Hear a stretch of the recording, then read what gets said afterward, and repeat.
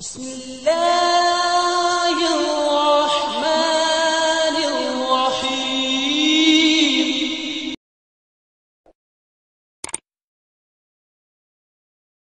اور کیا پوچھا تھا آپ نے؟ کسی نے ابھی میں نے جی ہاں تیمم کے بارے میں۔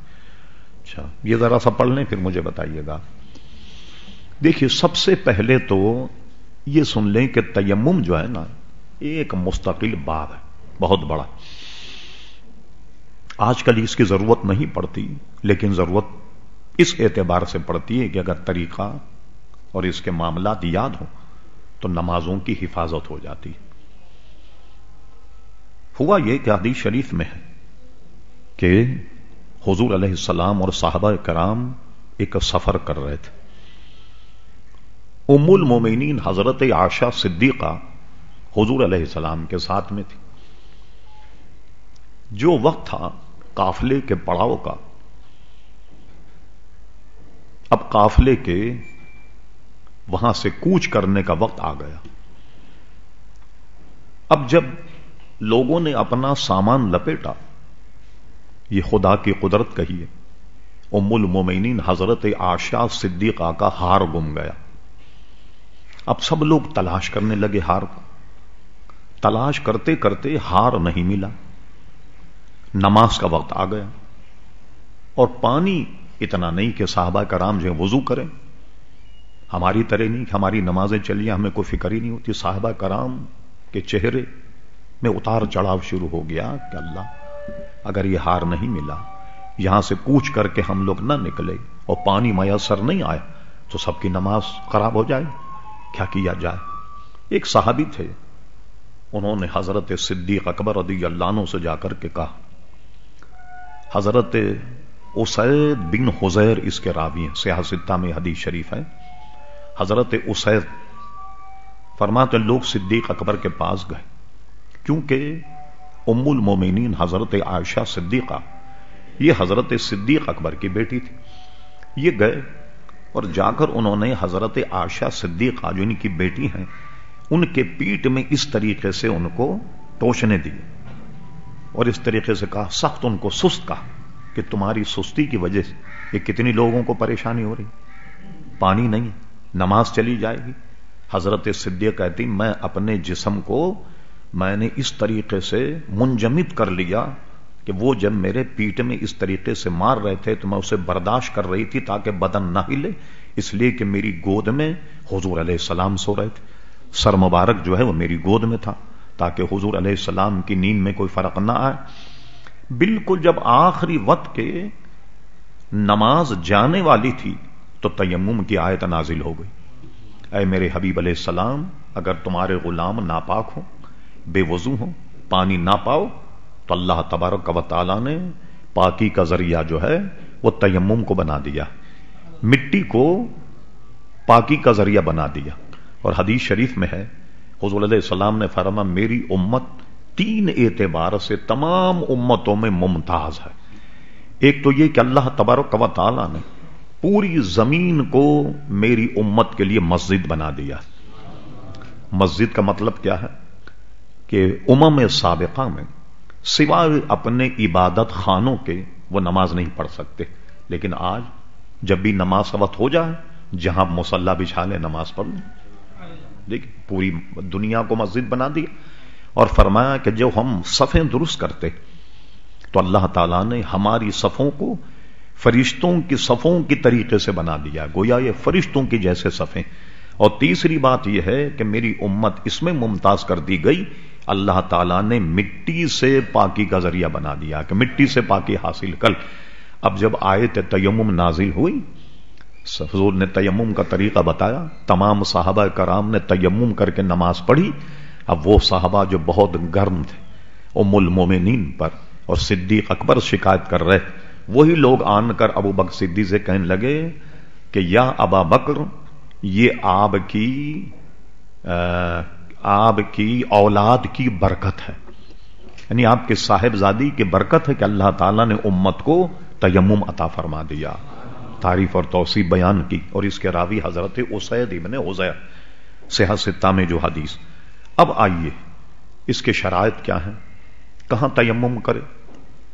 جہاں آدمی کھڑا ہے 1 میل پیچھے، یہ پرانا میل جو 1700 گز کا ہوتا ہے، 1 میل آگے، 1 میل دہنے، 1 میل بائیں، اگر پانی نہ ہو اب تیمم کر کے نماز پڑھ سکتا ہے، مگر اس میں کیا ہوگا؟ یا وہاں کا کوئی مقامی آدمی مل جائے کہ اس سے پوچھا ہے کہ بھئی پانی کہاں؟ کہا صاحب بہت دور ہے یہاں سے پانی، جانے تک تو نماز چلی جائے، یا اس کا خود تجربہ ہو کہ سفر کرتا، اس کو معلوم ہے کہ 1 میل کے فاصلے پر ارد گرد پانی نہیں، تو وہ پھر تیمم کرے اور نماز پڑھ سکتا ہے۔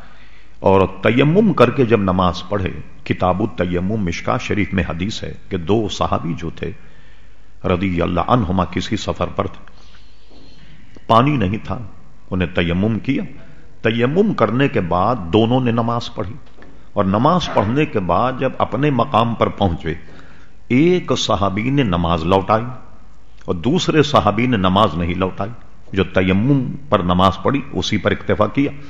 اب دونوں میں اختلاف ہو گیا، ایک نے تیمم کر کے، دونوں نے تیمم کر کے نماز پڑھی، ایک نے نماز لوٹائی دوسرے نے نہیں لوٹائی۔ انہوں نے کہا حضور علیہ السلام سے پوچھ لیتے ہیں کہ صحیح مسئلہ کیا ہے۔ حضور علیہ السلام کی خدمت جب دونوں حضرات آئے تو جنہوں نے کہا کہ میں نے تیمم کر کے نماز پڑھی اور یہاں آن کر کے نماز لوٹائی، حضور علیہ السلام نے ان سے فرمایا تم نے دوہرا ثواب کمایا، ایک نماز وہ تو تمہاری ہو گئی، یہ نفل ہو جائے، دوہرا ثواب تم نے کمایا۔ اور جنہوں نے نماز نہیں پڑھی، لوٹائی نہیں کیونکہ پڑھ لی تیمم کر کے، ان سے حضور نے فرمایا کہ تم نے سنت کو پا لیا، یعنی تم نے بالکل سنت کے مطابق کیا۔ اب اس حدیث سے مسئلہ یہ نکلا کہ غسل اور وضو دونوں میں اگر تیمم کر کے نماز پڑھ لی جائے تو جہاں پانی ہے وہاں جانے کے بعد تیمم تو برخاست ہو جائے، مگر جو نمازیں پڑھی بلا کراہت وہ نمازیں ہو گئی۔ اس کی بنیاد یہ۔ اب آئیے تیمم کا طریقہ کیا ہے۔ ایک صاحب کو ہم نے دیکھا، بہت پرانی بات ہے، کہ پورے بدن پر ان کے مٹی لگی ہوئی تھی، پوچھا ہم نے کیا ہوا، کہا تیمم کیا۔ لوگ سمجھے کہ پورے بدن پہ مٹی رگڑنی چاہیے۔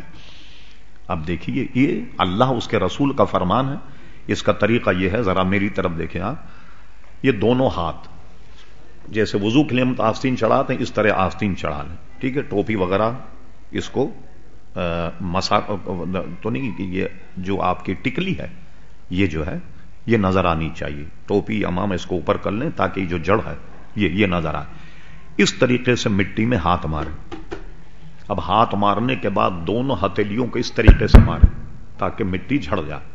اب اس کے جھڑنے کے بعد میں پورے منہ پر ہاتھ پھیریں اچھی طریقے سے، ٹھیک ہے نا، اس طریقے سے ہاتھ پھیریں، اور ہاتھ پھیرنے کے بعد کیا ہوگا کہ یہ پورا اس طریقے سے اچھی طرح، یہ جیسے میں نے وضو میں کہا تھا کہ آنکھوں کو اس طرح اٹھا کر اس پر بھی پھیریں، یہاں بھی لگائیں ناک پر، یہاں ناک پر لگائیں۔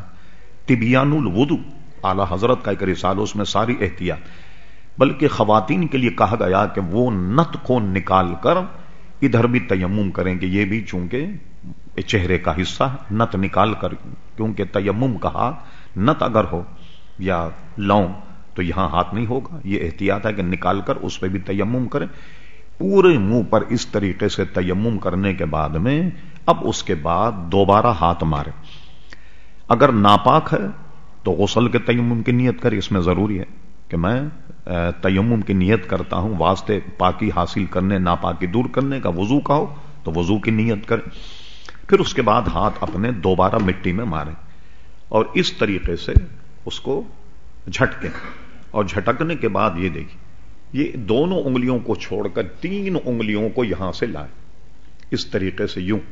اب اس کے بعد یہ ہاتھ جو ہے اس کو واپس اس طریقے سے لائیں تاکہ پورے ہاتھ پر وہ جو مسح ہے وہ ہو جائے۔ اسی طرح دوسرا ہاتھ ایسے لائیے، ایسے لانے کے بعد میں پھر اس طریقے سے لائیے تاکہ یہ پورے ہاتھ پہ مسح ہو جائے، اور جو احتیاطیں میں نے بتائیں وہ کیجئے۔ پھر اس کے بعد یہ ان کا پوروں کا بھی مسح کریں، ادھر ادھر ادھر، ایسے یہاں کا بھی مسح کریں، ادھر کا بھی مسح کریں۔ غسل اور تیمم دونوں کا مسح جو ہے وہ ایک سا ہے، نیت کا فرق ہے، اس میں نیت ضروری ہے۔ مثال کے طور پہ کوئی شخص خالی تیمم اس لیے کرے کہ وہ نہیں ایک منٹ ذرا سا آپ ہی مسئلہ بتائیں تو آپ ہی یہاں بیٹھ جائیے، تو میری ضرورت بھی نہیں ہوگی. یہ لوگوں میں خاص عادت ہے کہ لقمہ ضرور دیں گے.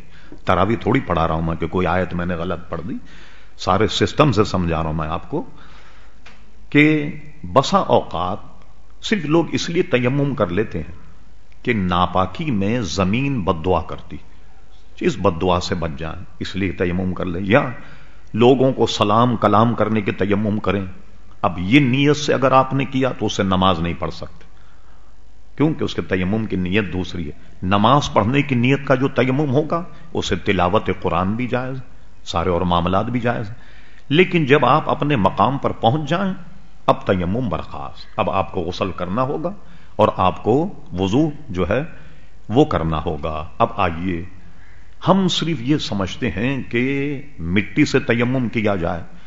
آپ حیران ہوں گے سن کے، فتاوی رضویہ پہلی جلد میں اعلی حضرت فاضل بریلوی سے سوال ہوا کہ تیمم کن چیزوں سے کرنا چاہیے. آپ کسی کتاب میں نہیں دیکھیں گے کہ اعلی حضرت نے زمین سے نکلنے والے معدنیات 311 گنوائے.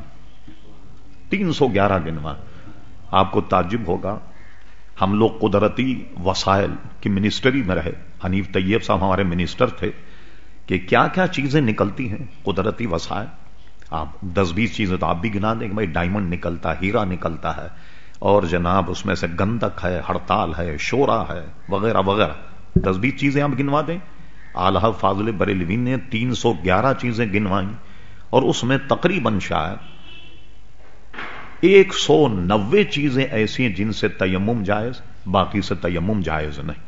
اور یہ فرمایا لکھ کر کہ اتنی فہرست جو میں نے گنائی اس کے علاوہ فتاوی رضویہ کے علاوہ کہیں اور نہیں ملے گی.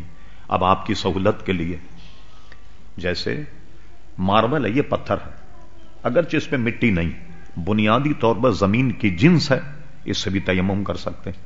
اگر یہ ماربل کی دیوار آپ کے یہاں ہے، مٹی نہیں ہوتی عموماً، ظاہر ہے جھاڑو لگ جائے، تو اس سے بھی آپ تیمم کر سکتے ہیں. اگر آپ سفر کریں، جہاز میں کوئی ذریعہ تیمم کا نہیں، ظاہر ہے سب پلاسٹک کی باڈی، کہاں سے تیمم کریں گے؟ آپ اپنے بریف کیس میں، ہم جب سفر کرتے ہیں تو یہی طریقہ اختیار کرتے ہیں کہ بریف کیس میں ایک چھوٹا سا ماربل کا پیس رکھ لیتے ہیں، اس پر آپ ہاتھ پھیریں، اب اس سے تیمم کر لیں اور اپنے پاس اس کو بریف کیس میں رکھ لیں. تو کیا ہوگا اس میں تمام نمازوں کے آپ کو جو ہے وہ حفاظت ہوگی. اس میں کن کی چیزوں سے ہوتا ہے، جو بھی زمین سے نکلنے والی چیزیں، اس کی تفصیل فتاوی رضویہ پہلی جلد میں آپ کو ملے گی. یہ میں نے بڑے اختصار کر کے آپ کو تیمم کا طریقہ بتایا. اس کے علاوہ یہ تو ہے نا کہ پانی نہ ہو، پانی ہوتے ہوئے تیمم کیا جائے، محقق اور مجدد کسی عام آدمی کو نہیں کہتے. اعلی حضرت فاضل بریلوی میں فتاوی رضویہ میں اس کی 200 قسمیں لکھی کہ پانی کے ہوتے ہوئے تیمم کیا جائے. اس کی 200 قسمیں لکھی. مثال کے طور پر آنکھوں کا آپریشن ہو، ڈاکٹر کہتا ہے کہ پانی استعمال نہ کریں، اب آپ کیا کریں گے؟ ہاتھ دھو سکتے ہیں، آپ منہ نہیں دھو سکتے، سر کا مسا بھی کر سکتے ہیں، پیر بھی دھو سکتے ہیں، چہرے پہ پانی نہیں ڈال سکتے، اس لیے وضو کا تیمم کر لیں. یا پانی نہیں ڈال سکتے، اب نہانے کے لیے کہا کہ سر پہ پانی ڈالیں، کوئی بیماری ہے یا سر میں اتنے پھوڑے ہیں، اتنا زخم ہے کہ آپ ڈالیں گے تو مشکل ہو جائے گی. جہاں جہاں پانی پہنچ سکتا ہے آپ پانی پہنچائیں. چونکہ سر کا دھونا فرض ہے غسل میں، اب سر چونکہ نہیں دھویا گیا اس لیے ساری چیزوں پر غسل کا پانی بہا کر، چونکہ بعض حصوں پر پانی نہیں پہنچا اس لیے غسل کا تیمم کر کے نماز پڑھ سکتے. کوئی مریض اگر اٹھ کر کے باتھ روم نہیں جا سکتا، جیسے ہارٹ کا پیشنٹ ہے، اس کو تو ڈاکٹر زمین پر پیر رکھنے کے لیے منع کرتا. اس کا ایک طریقہ تو یہ ہے کہ کوئی طبق وغیرہ رکھ کر پلنگ پر اسپتال میں اس کو وضو کرایا جائے. اب فرض کیجئے کوئی آدمی نہیں، نماز کا وقت ہو گیا، اب وہ کس طرح کرے؟ اس کو بھی یہی رکھیں، آپ ایک ماربل کا پیس اس کے سرہانے رکھ دیں اور وہ اس سے تیمم کر کے لیٹ کر کے نماز پڑھ لے. اگر وہ قبلے کی طرف پیر کر سکتا ہو، یہ میں نے پہلے بتایا کہ قبلے کی طرف پیر کرنا منع، لیکن نمازی کو قبلے کی طرف پیر کرنا ہوگا، لیکن اپنے پیروں کو سمیٹ لے تاکہ قبلے کی طرف پیر نہ ہو. اور اگر ایسا نہیں کر سکتا، پھر ایک مسئلہ یہ ہے کہ کہیں آدمی کو یہ پتا نہ ہو یا مریض ہو اور قبلے کا پتہ نہ ہو تو اس کو ہمارے یہاں کہتے ہیں تحری. اللہ نے اتنی رعایت رکھی کہ دل کے ارادے کو قبلہ بنا دیا. ایک باندھ لیں دل کا ارادہ کہ یہاں قبلہ ہے اور اسی طرف ہو کر کے نماز پڑھ لیں تو نماز ہو جائے. اور ہمارے فقہا نے یہ بھی لکھا کہ نماز ہونے کے بعد کوئی آدمی آئے, بھئی آپ نے ادھر نماز پڑھی, قبلہ تو ادھر تھا, تمام فقہا کا اس پر اتفاق ہے کہ نماز لوٹانی نہیں ہوگی. تو مریض بھی کر سکتا ہے. کئی قسمیں اس کی, پانی ہے اندر, چابی غائب, کنواں ہے, ڈول نہیں. اس کی 200 قسمیں اعلی حضرت نے تحریر فرمائے. فتاوی رضویہ پہلی جلد جو کتاب الطہارت میں ہے, باقی تفصیل وہاں دیکھی جا سکتی. چلیے بہت لمبا ہو گیا. مصاحب بتائیے, آپ کو یہ معلوم ہے آج ہماری کانفرنس بھی ہے.